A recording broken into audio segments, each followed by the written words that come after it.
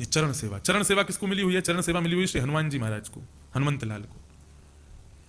हनुमान जी महाराज ठाकुर जी के चरणों में बैठे रहते हैं, राम जी के चरण दबाते रहते हैं, और कोई भी आ जाए तो उसको ना छूने देते हैं, ना वहां पास आसपास कहीं भटकने देते हैं। एक दिन समस्त बानरों ने जाकर के सीता जी से कह दी, बोली ये हनुमान जी चरणों में बैठे रहते हैं, राम जी के हमको चरण छूने ही नहीं देते। बानर के पास में जो चीज हो उसको कोई और लेके तो दिखाए, नहीं दे सकता, वो उसकी है, वो उसी के पास ही रहेगी। सीता जी ने कहा देखो बात तो गलत है, सबको अधिकार है चरण छूने का। चलो आज एक काम करो, आज राम जी की सभा में हनुमान जी का प्रतिबंध कर दो, वो आज अंदर नहीं आएंगे। बाहर एक बोर्ड लटका दिया, उसमें लिख दिया हनुमान जी का प्रवेश निषेध, और नीचे सीता मैया के हस्ताक्षर। सारे बानर सुबह सुबह सभा प्रारंभ होने से पहले जा रहे थे, हनुमान जी भीतर प्रवेश कर रहे थे। इतने में एक बानर ने बोला कहां जा रहे हो? बोले कहां जा रहा हूं? क्या तुम कहां जा रहे हो? मैं जा रहा हूं। बोले तुमने बोर्ड नहीं पढ़ा, क्या लिखा है बाहर? हनुमान जी का प्रवेश निषेध, आज्ञा सीता जी की है, अंदर नहीं जा सकते आप। हनुमान जी बेचारे बाहर खड़े, सारी बानर सेना बैठी है, राम जी आकर के बैठे, तभी उन्होंने देखा आज हनुमान क्यों नहीं आया। तो किसी ने बताया, बोले आज हनुमान जी सेवा से वंचित हैं। क्यों? सीता जी की आज्ञा हुई है कि वो अंदर नहीं आ सकते। बोले जिसकी कृपा से सब मेरी चरणों को प्राप्त करते हैं, आज उसी को बाहर कर दिया, मेरे चरणों से दूर कर दिया। कोई बात नहीं, हनुमान को बुलाओ, आज चरण नहीं पकड़ेगा, आज दूसरी सेवा देंगे उसको। हनुमान जी भीतर आए, हनुमान जी बोले प्रभु आज तो आपके चरणों से दूर हो गए। बोले कोई नहीं, हम दूसरी सेवा दे देते हैं। बोले क्या करना है? बोले जब हम उबासी लें तब चुटकी बजाना, हमको इतना समय नहीं कि हम चुटकी बजाएं, जब जब उबासी आवे तब तब चुटकी बजाना। ठीक है। अब तो राम जी बात कर रहे हैं, बात करते करते कभी इधर मुंह करें, अब मुंह दिखना चाहिए उबासी आ रही है कि नहीं। तो जैसे ही राम जी इधर देखें तो हनुमान जी इधर कूदते हैं, वहां बैठे बंदर, बंदरों के ऊपर जाके कूद पड़ते हैं। राम जी इधर मुंह करें तो वहां से उधर कूद जाते हैं। पूरी सभा में आज हाय तौबा मची हुई है, बंदर बैठ नहीं पा रहे चैन से। बंदर बोले इससे बढ़िया तो वहीं थे, चरणों में बैठे रहते थे, चुपचाप, कुछ डिस्टर्ब नहीं होता था। आज तो ये पूरी यहां से वहां ऐसे ऐसे कूदते जा रहे हैं। राम जी उठ करके अब सभा पूरी हो गई, अपने कक्ष की ओर जाने लगे तो हनुमान जी पीछे चल रहे हैं चुटकी लेके, क्या पता उबासी तो कहीं भी आ सकती है। सीता जी बोली अब तुम क्या कक्ष में भी बैठे रहोगे? बोले मां ठाकुर जी ने सेवा दी है। बोले निकल जाओ, कक्ष में नहीं बैठोगे, रात्रि का समय हो गया, अब रात्रि में तुम नहीं आओ, चलो जाओ। हनुमान जी तो सेवा के बड़े अधिकारी हैं, अर्चावतार के अर्चक सेवक हैं श्री हनुमान जी, उनसे बड़ा सेवक कोई नहीं है। अब मां की आज्ञा हुई है, मना कर दिया है, तो ऊपर छत पे जाके बैठ गए ठाकुर जी के कमरे के ऊपर, और रात भर चुटकी बजाते रहे। बोले जब जब उबासी आएगी मेरी सेवा तो पूरी हो जाएगी। सवेरे राम जी उठे, जैसे ही उन्होंने मुंह खोला, ऊपर चुटकी चली रही थी, अब मुंह खोलते ही उनका मुंह खुला रह गया। सीता जी बोली क्या हो गया? तो ऐसे खड़े बस। बोले बंद नहीं हो रहा मुंह, क्या करें? वैद्यों को बुलाया, सबको बुलाया, लेकिन मुंह बंद नहीं हुआ। तब वशिष्ठ जी आए, बोले क्या हो गया? बोले राम जी का मुख बंद नहीं हो रहा है। वशिष्ठ जी ने खिड़की से देखा तो पूंछ लटक रही थी हनुमान जी की, ऊपर देखा तो ऊपर हनुमान जी बैठ करके चुटकी बजा रहे हैं, कीर्तन कर रहे हैं, ठाकुर जी की सेवा कर रहे हैं। तब हनुमान जी के दोनों हाथ रोके, पकड़े, चुटकी रोकी, जैसे ही चुटकी रुकी तब राम जी का मुख बंद हुआ। तो ऐसे अर्चक हैं, अर्चावतार की सेवा करते हैं श्री हनुमान जी। भाव प्रधान होना चाहिए। फिर कहूं, नियम की प्रधानता एक बार टूट जाए लेकिन भाव की प्रधानता ना टूटे। ये कौन सी भक्ति है? अब देखो ये बात समझने की, रामायण में कहीं लिखा है राम जी आगे चलते हैं, सीता जी पीछे चलती हैं, कहीं लिखा है लक्ष्मण जी आगे चलते हैं, सीता जी बीच में, राम जी पीछे चलते हैं। लेकिन भागवत के अनुसार सीता जी सबसे आगे चलती हैं, उनके पीछे राम जी और सबसे पीछे लक्ष्मण। क्यों? पहला भाव तो ये भाई पत्नी को आगे रख करके चलो हमेशा। दूसरा भाव बहुत सुंदर है, जब राम जी स्वयंवर के लिए सीता जी के पास वहां जनकपुर गए तो सीता जी को तो वो बगीचे में ही पसंद आ गए थे। बोले ब्याह होगा तो इन्हीं से ही होगा, यही है हमारे योग्य। तो जैसे ही राम जी स्वयंवर में प्रवेश करने लगे तो सीता जी दूर से ही उनको निहार रही थी। बोले ये वही रघुनंदन है जिनको हमने कल फूल की बगिया में देखा था। तभी उन्होंने देखा कि राम जी के चेहरे पर बार बार मानो जैसे कोई दर्द होने पर कोई कराहता है, कुछ चुभता है, तब जो स्थिति होती है मुखमंडल की, वैसी स्थिति राम जी की हो रही है। मानो जैसे ऐसे करते हैं ना, ऐसा राम जी का मुख हो रहा था। सीता जी बोली ये हो क्या रहा है? तभी उन्होंने नीचे चरणों में देखा तो अत्यंत कोमल गुलाब की पंखुड़ियों से भी राम जी के चरणों को कष्ट हो रहा था। इतने कोमल चरण हैं राम जी के। तो सीता जी मन में विचार करने लगी ये इतने कोमल हैं कैसे रहेंगे इनके साथ? तब सीता जी ने विचार किया, हम सदैव इनके आगे चलेंगे। और आगे हम कौन है? भूमिजा, पृथ्वी से प्रकट हुई हैं सीता जी। तो बोले पृथ्वी की जितनी भी निष्ठुरताएं हैं, जितनी भी कठोरताएं हैं, ये सब मेरे ही मित्र हैं, मेरे भाई बंधु हैं। ये पत्थर आदि कंकड़, ये सब पृथ्वी के, ये भी भूमिजा हैं, ये भी पृथ्वी के पुत्र हैं। तो ये सब सीता जी के भाई हुए। तो सीता जी बोली, जब जब मैं चलती हूं तो पृथ्वी वहां कोमल होती चलती है। मतलब निष्ठुर पत्थर भी अपने आप को कोमल बना लेते कि हमारी बहन जा रही है। तो हम आगे आगे चलेंगी, पीछे पीछे राम जी चलेंगे, तो इनको संपूर्ण वन में कहीं भी कठोरता का अनुभव नहीं करना पड़ेगा। ये भाव कौन कहते हैं? ये श्री शुकाचार्य जी भागवत की रामायण में कहते हैं कि सीता जी आगे चलती हैं। पद्म पद्भ्याम प्रियाया पाणिस्पर्शा क्षमाभ्याम रजत पथरुजो यो हरिंद्रानुजाभ्याम वैरूप्या क्षुरपणख्या प्रिय विरह रुषा रोपित ब्रू विजंभ त्रस्ताब्धिर्वद्ध सेतु खलदव दहन, खलों का दलों का दहन किया कौशलेंद्रो वतान।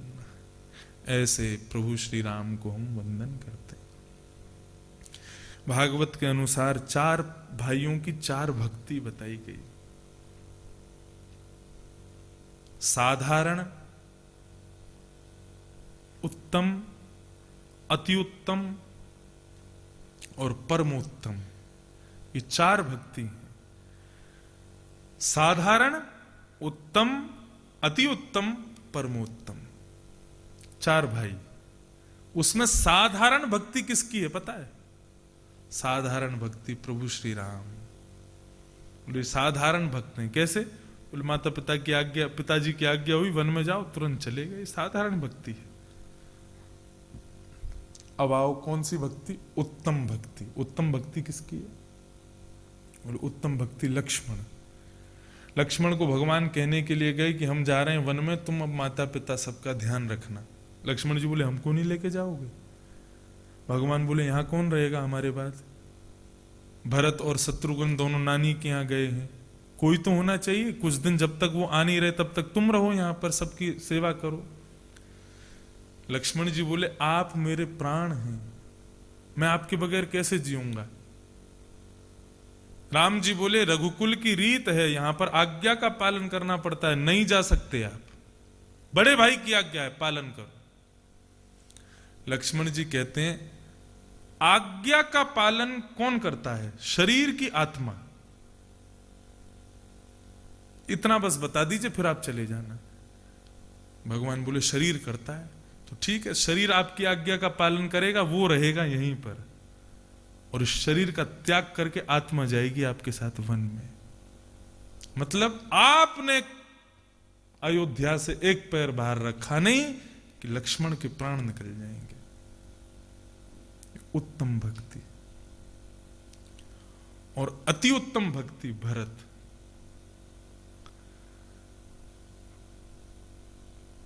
भरत जी महाराज चित्रकूट गए राम जी को। ये प्रसंग बहुत सुंदर है, विस्तार से नहीं सुना रहा हूं, हल्के में सुना रहा हूं। भरत जी गए चित्रकूट, और चित्रकूट में जाकर के राम जी से कहते हैं प्रभु वापस चलो।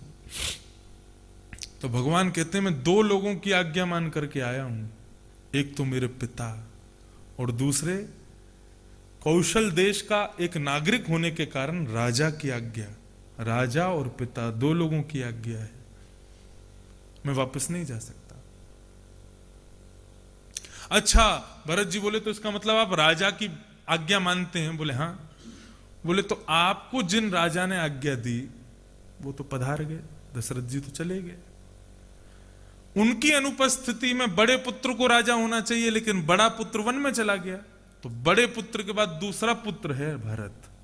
तो इसका मतलब कौशल देश का राजा, अयोध्या का राजा सीधा सीधा कौन हुआ? भरत। मैं एक राजा हूं। खड़े हो गए भरत जी। अयोध्या का राजा भरत आपको आदेश दे रहा है वापस चलो, मानो राजा की आज्ञा। राम जी बोले ऐसे कैसे होगा? बोले आपने कहा आप राजा की आज्ञा मान करके आए हैं, तो एक राजा ने आज्ञा दी वन में जाओ, मैं दूसरा राजा हूं उसी गद्दी का, आपके प्रथम राजा की आज्ञा को निष्कासित करता हूं और दूसरी आज्ञा देता हूं कि आप चलो वापस चलो। लक्ष्मण जी बोले नहीं भरत भैया सही कह रहे हैं, राम जी चलो। सीता जी बोली नहीं भरत लाल सही कह रहे हैं, आपको चलना चाहिए। सब वहां इतने लोग खड़े, सबने भरत जी का पक्ष लिया। प्रभु श्री राम नेत्र बंद करके थोड़ी देर बैठे रहे, हनुमान का स्मरण कर रहे हैं जो अभी मिला भी नहीं है, सबरी का स्मरण कर रहे हैं, जटायु का अंतिम संस्कार मेरे हाथों होना उसका स्मरण कर रहे हैं, विभीषण का स्मरण कर रहे हैं, और ठाकुर जी के नेत्र सजल हो रहे हैं। यदि मैं वन में नहीं गया तो इन लोगों की ये जो वर्षों से आस लगाए बैठे हैं, इनको मेरे दर्शन कैसे होंगे? और जिस रावण को वध के लिए देवता प्रतीक्षा कर रहे हैं, उस रावण का वध कैसे होगा? क्या करूं, मैं बंध गया हूं। जैसे ही राम जी उठ करके अयोध्या की ओर चलने लगे, भरत जी ने रोक दिया। आपके नेत्रों में आंसू क्यों है? ये मेरा दासत्व नहीं है कि मैं आज्ञा करूं और मेरी आज्ञा से मेरे स्वामी को कष्ट हो। तत्सुखे सुखित्वम प्रेम का स्वरूप है, जिसमें स्वामी प्रसन्न उसमें दास को प्रसन्न रहना चाहिए। प्रभु वैसे तो मेरे प्राण बसे हैं आप में, आपके बगैर मैं कैसे रहूंगा मुझे नहीं पता, लेकिन आपकी मन की इच्छा नहीं है यदि जाने की तो आप मत चलो। ये अति उत्तम भक्ति है। चरण पादुका ले गए, बोले 14 वर्ष तक ये पादुका शासन करेंगी अयोध्या की गद्दी पर, लेकिन 14 वर्ष बाद यदि आप नहीं आए तो भरत आपको जीवित नहीं मिलेगा। ये अति उत्तम भक्ति और परमोत्तम भक्ति के शिखर पर बैठे हैं ऐसे भाई राम के, जिनका लोग नाम भी शुद्ध नहीं बोल पाते, जिनके बारे में बहुत कम लोग जानते हैं। श्री शत्रुघ्न जी महाराज, लोग उनको शत्रुघ्न बोलते हैं, शत्रुघ्न नाम है उनका।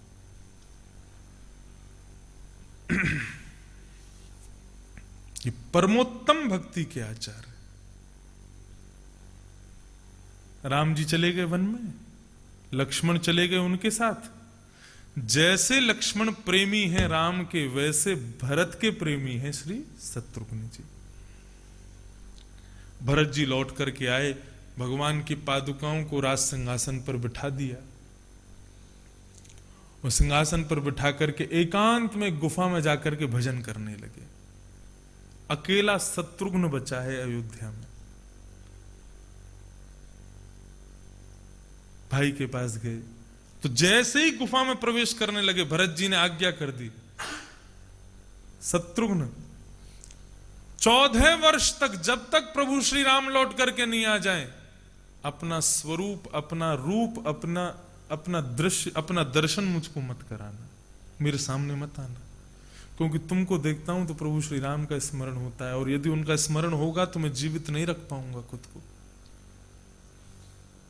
शत्रुघ्न जी छुप करके बैठे हैं, दूर वहीं बैठे बैठे रो रहे हैं, भैया मैं आपके बगैर कैसे रहूंगा? प्रभु श्री राम भी चले गए, लक्ष्मण भी चले गए, अब आप भी इस प्रकार बैर करके बैठे रहेंगे, मैं किसके सहारे रहूंगा? भरत जी ने आज्ञा दी, बोले लौट करके जाओ। और अयोध्या नगरी जैसी राम जी छोड़ करके गए हैं, हम लोगों से चूक हो गई कि दशरथ जी चले गए, पिताजी चले गए। 14 वर्षों में इस अयोध्या को वर्धन करो, तुम्हारा जिम्मेवारी है, तुम्हारी जिम्मेवारी है। इस अयोध्या नगरी में तनिक भी अंतर नहीं होना चाहिए प्रभु श्री राम के वियोग का। जाओ। वियोग से भरा हुआ है शत्रुघ्न, यहां से यहां तक लौट करके अयोध्या आए हैं। अपनी चारों माताओं को देखा, तीनों माताएं अलग अलग कक्ष में बैठ करके रुदन कर रही हैं। पूरी अयोध्या नगरी मानो जैसे रूखी रूखी लग रही है। अपनी भाई की आज्ञा का पालन कर रहे हैं, रोना चाहते हैं, एकांत में बैठ करके फूट फूट के रोना चाहते हैं, फिर भी अपने नेत्रों को पोंछते हैं, अपने स्वरूप को संवारते हैं और माँओं के साथ खेलने का प्रयास करते हैं। कभी कौशल्या की गोद में लेट जाते हैं, माँ भैया राम चले गए, सब चले गए, मुझसे तो कोई भोजन की भी नहीं पूछता है। तब कौशल्या को उन्हीं में राम का दर्शन होता है, तो उनको भोजन कराती हैं। शत्रुघ्न जी की इच्छा नहीं है, लेकिन फिर भी मां को सुख मिले इसलिए उनके हाथ से भोजन करते हैं। सुमित्रा के पास जाते हैं, कैकेयी के पास जाते हैं, सबको प्रसन्न करते हैं। रात भर सोते नहीं हैं, रुदन करते रहते हैं, लेकिन प्रातःकाल उठ करके अपने स्वरूप को संवारते हैं और जैसे मानो कुछ हुआ ही नहीं है, प्रसन्न होकर के बाहर आ जाते हैं। अयोध्या नगरी में घूम रहे हैं, झाड़ू लगाने वाला चुपचाप बैठा है। शत्रुघ्न जी पूछते हैं, क्या हुआ, झाड़ू क्यों नहीं लगा रहे हो?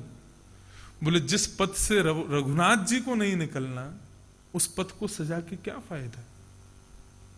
तो ठीक है, बहुत बढ़िया, 14 वर्ष तक ऐसे बैठे रहना, यहां पर ये सब रास्ता गायब हो जाए, मिट्टी की परत आ जाए, प्रभु श्री राम आवे तो उनके पैर सन जाएं, यही तो चाहते हो तुम।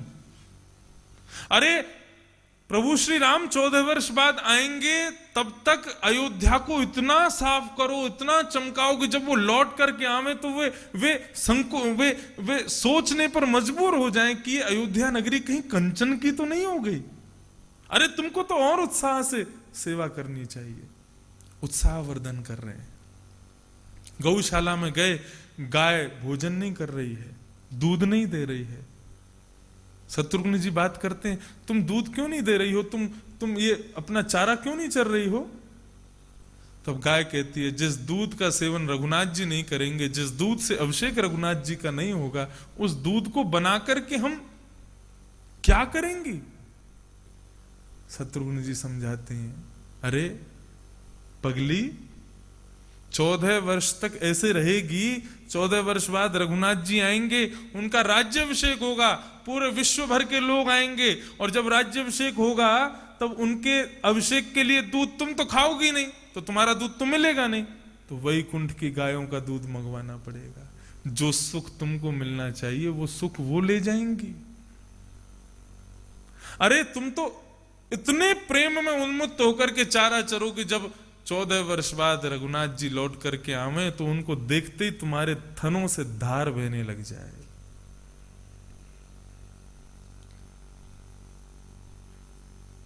वियोगात्मक स्थिति में भी स्वयं को प्रसन्न रखना, ये परमोत्तम भक्ति है, ये सर्वोत्तम भक्ति है।